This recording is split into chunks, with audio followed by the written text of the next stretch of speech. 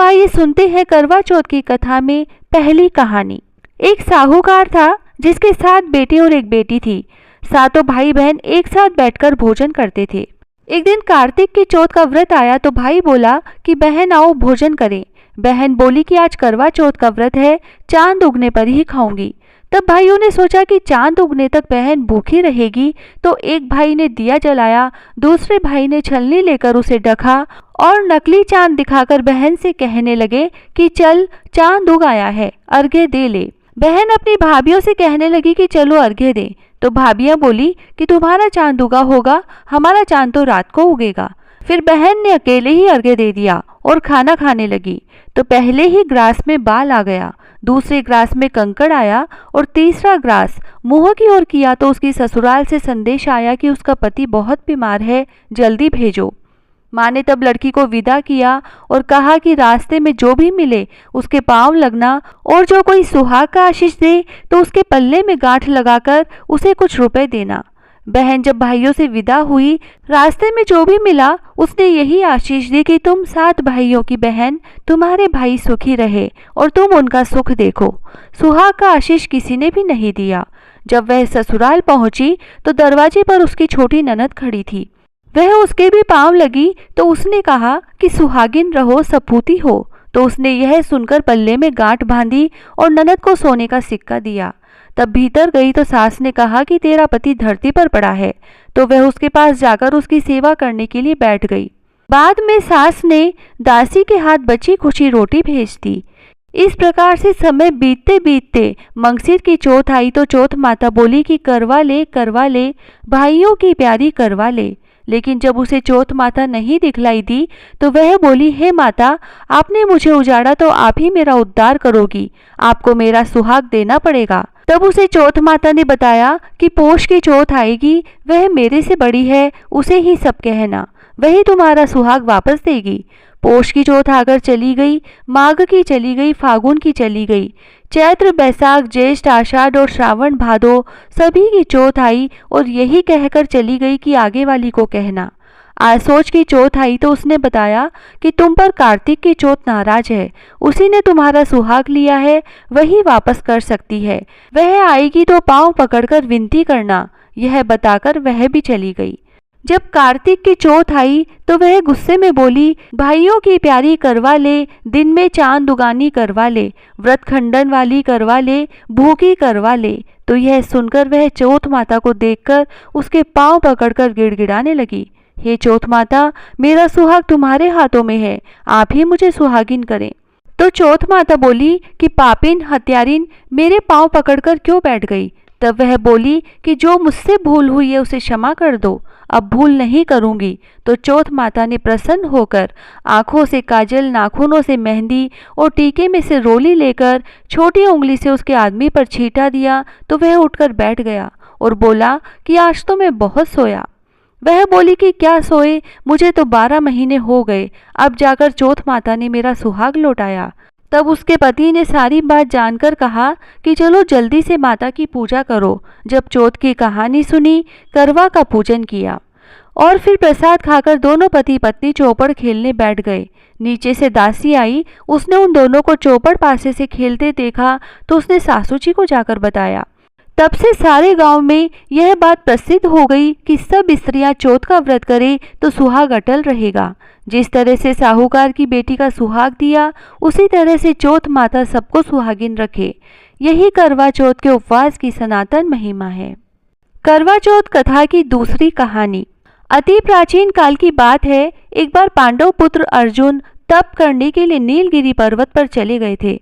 इधर पांडवों पर अनेक मुसीबतें पहले से ही थी।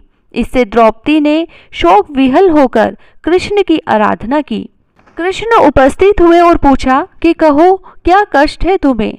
तब प्रभु से द्रौपदी ने हाथ जोड़कर कहा कि मुझे क्या कष्ट है, आप तो स्वयं जानते हैं, आप तो अंतर्यामी हैं, मुझे कष्टों के बोझ से विहल कर दिया। क्या कोई ऐसा उपाय है जिससे इन कष्टों से छुटकारा मिल सके। तुम्हारा प्रश्न अति उत्तम है द्रौपदी। कृष्ण मुस्कुराकर बोले, प्रभु फिर मुझ दुखी नारी का कष्ट दूर करने का उपाय बताइए। द्रौपदी ने पूछा। यही प्रश्न एक बार पार्वती जी ने शिवजी से कर दिया था। तब श्री शिवजी ने करवा चौथ का विधान बताया था। फिर प्रभु करवा चौथ की जानकारी मुझे भी दीजिए और उसकी कथा कहिए। तब कृष्ण ने एक पल सोचने के बाद कहा, दुख सुख जो सांसारिक माना जाता है, प्राणी उसमें सदा ही लिप्त रहता है। मैं तुम्हें अति उत्तम करवा चौथ व्रत की कथा सुनाता हूँ, इसे ध्यान से सुनो। प्राचीन काल में गुणी विद्वान धर्मपरायण एक ब्राह्मण रहता था। उसके 4 पुत्र तथा एक गुणवती सुशील पुत्री थी। पुत्री ने विवाहित होकर चतुर्थी का व्रत किया, किंतु चंद्रोदय से पूर्व ही उसे शुद्धा ने बाध्य कर दिया। इससे उसके स्नेही भाइयों ने छल से पीपल की आड़ में कृत्रिम चंद्रमा बनाकर दिखा दिया। लड़की ने अर्घ्य दे भोजन कर लिया। भोजन करते ही उसके पति की हृदय गति बंद हो गई। इससे दुखी हो उसने अन्न जल त्याग दिया। उसी रात्रि में इंद्राणी भू विचरण करने के लिए आई। ब्राह्मण पुत्री ने उससे अपने दुख का कारण पूछा तो इंद्राणी ने बताया, तुम्हें करवा चौथ व्रत में चंद्र दर्शन से पूर्व भोजन कर लेने से यह कष्ट मिला है। तब उस लड़की ने अंजलि बांधकर विनय की कि इससे मुक्त होने का कोई उपाय बताइए। इस पर इंद्राणी ने कहा, यदि तुम विधि पूर्वक अगली करवा चौथ का व्रत करो तो तुम्हारे पति पुनर्जीवित हो जाएंगे। कन्या ने ऐसा करने का वचन दिया तो उसका पति स्वस्थ हो गया। इस पर उस कन्या ने वर्ष भर प्रत्येक चतुर्थी का व्रत किया और अनंत अखंड सुहाग प्राप्त किया। श्री कृष्ण ने कहा, हे द्रौपदी, यदि तुम इस व्रत को करोगी तो तुम्हारे सभी संकट टल जाएंगे। इस प्रकार द्रौपदी ने यह व्रत किया और पांडव सभी क्षेत्रों में विजयी हुए।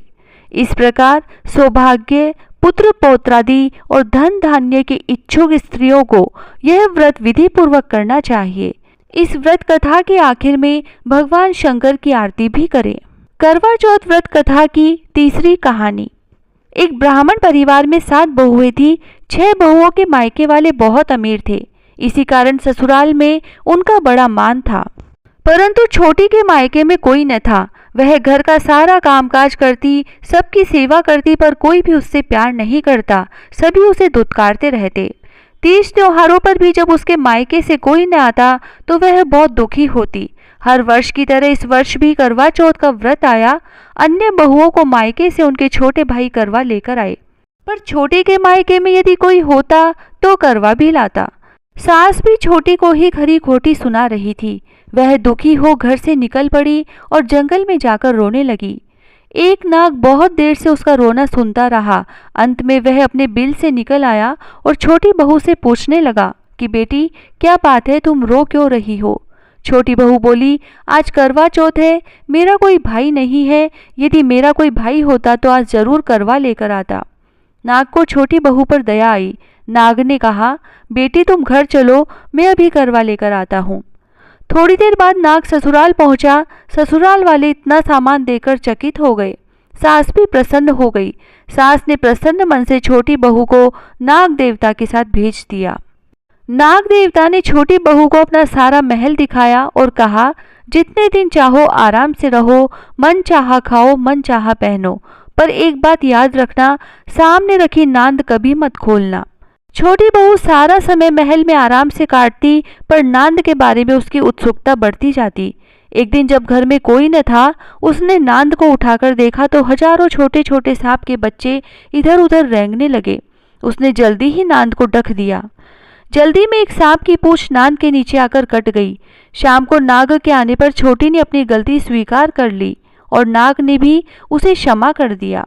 जब छोटी ने ससुराल जाने की इच्छा की तो उसे धन रत्न आदि देकर विदा किया।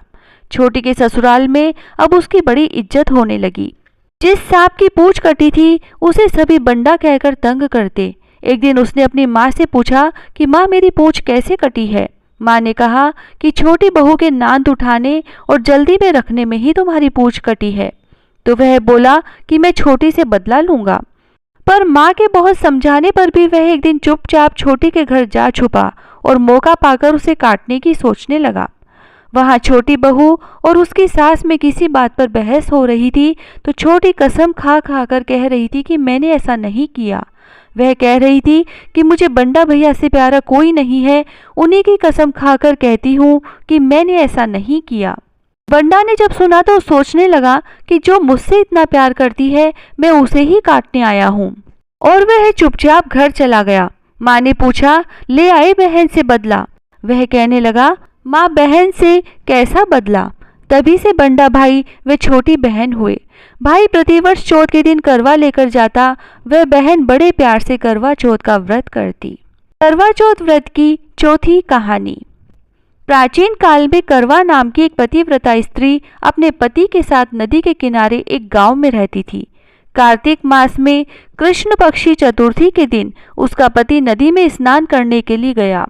स्नान करते समय एक मगर ने उसका पैर पकड़ लिया।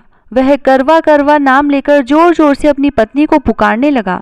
उसकी आवाज सुनकर उसकी पत्नी दौड़कर आई और उसने मगर को कच्चे धागे से बांध दिया।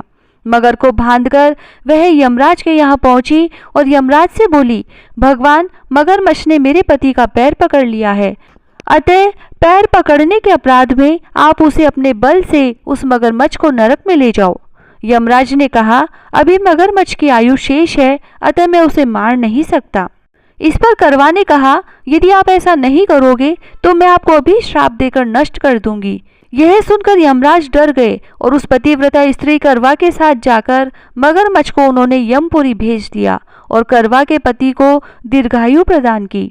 उसी दिन से यह करवा चौथ मनाई जाती है और सुहागिन स्त्रियों के द्वारा व्रत रखा जाता है।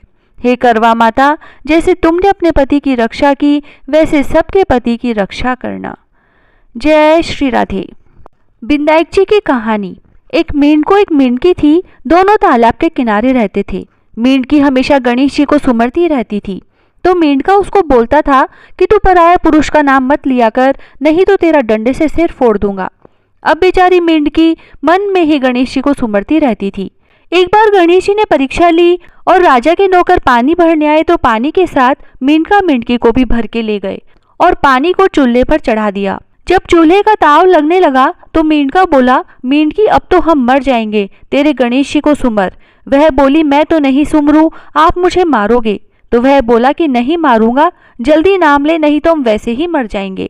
मेंढकी ने 7 बार सटक बिंदायक कहा और कहते ही गणेश जी ने 2 सांड लड़ते हुए भेजे और दोनों सांड ने आकर पानी के तपेले को टक्कर मारी और पानी का तपेला फूट गया और मेंढका मेंढकी दोनों बच गए। उस दिन के बाद से मेंढका भी गणेश जी को सुमरने लगा। हे गणेश जी महाराज, जैसे मेंढका मेंढकी की जान बचाई, वैसे सबकी रक्षा करना।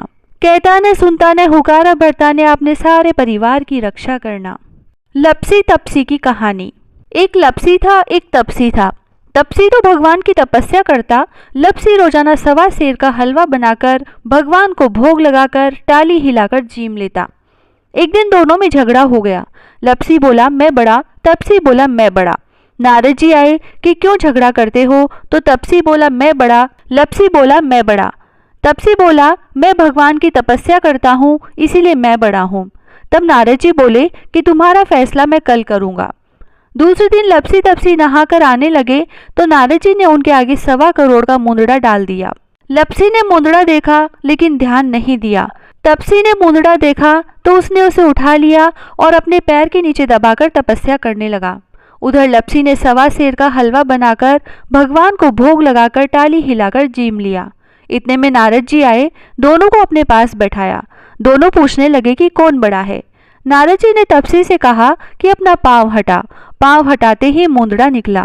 तब नारद जी बोले, तपसी, मुंदड़ा चुराने से तेरी तपस्या भंग हो गई, इसलिए लपसी बड़ा है। तपसी कहने लगा कि मुझे मेरी तपस्या का फल कैसे मिलेगा। तो नारद जी बोले, तेरी तपस्या का फल कार्तिक नहाने वाली देंगी। सब कहानी कहकर तेरी कहानी नहीं कहेंगी तो कार्तिक का फल तुझे हो जाएगा। धोती देकर अंगोछा नहीं देंगी, सीधा देकर दक्षिणा नहीं देंगी। ब्राह्मण जिमाकर दक्षिणा नहीं दे, दीवा चास के हाथ न जोड़े तो ये सारा पुण्य तेरा हो जाएगा। कपड़ा देके बटन न लगावे, दाहिने हाथ नाड़ा बांधे तो सबका फल तुम्हें हो जाएगा। इतना कहकर नारद जी चले गए। लपसी तपसी की कहानी सुनने के बाद यह जरूर कहें कि लपसी को फल लपसी न हो जो, तपसी को फल तपसी न हो जो, माँ की कथा कहानी को फल माँ न हो जो। आड़ी बाड़ी की कहानी। आड़ी बाड़ी सोना की बाड़ी, जी में बैठी कान कुमारी। कान कुमारी काई मांगे 33 कोटि देवी देवता की। बाड़ी जी सिया काई होवे, अन्न होए, धन होए, लाज होए, लक्ष्मी होए, बिछड़िया ने मेलो होए, निपुत्र ने पुत्र होए। सासू को पुरसन बहू को जीमन, उठ भाई तपसी जीम भाई लपसी, भाई को थान भाभी को मान, थाने थारी वार्ता को फल हो जो, माने मारे बरत को फल हो जो। जय श्री राधे।